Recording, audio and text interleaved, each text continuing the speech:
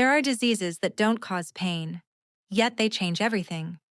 Amyotrophic lateral sclerosis, or ALS, is a neurodegenerative disease. It silently affects the motor neurons, the cells responsible for every movement we take for granted. Motor neurons are the cells that allow us to move. They carry signals from the brain to the muscles. There are two main types: upper motor neurons in the brain and lower motor neurons in the spinal cord. Together, they form a pathway that controls voluntary movement, walking, speaking, breathing. In ALS, these neurons gradually deteriorate. As they die, the muscles no longer receive signals. As motor neurons deteriorate, electrical signals become irregular. Muscles begin to weaken. Over time, they shrink, a process known as atrophy.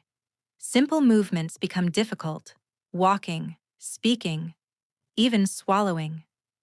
Eventually, breathing itself may require assistance. In most cases, the mind remains fully aware. Thoughts, memories, emotions. Many individuals communicate using eye-tracking technology. The body may weaken, but identity remains. An ALS diagnosis changes daily life. It reshapes routines, relationships, and independence.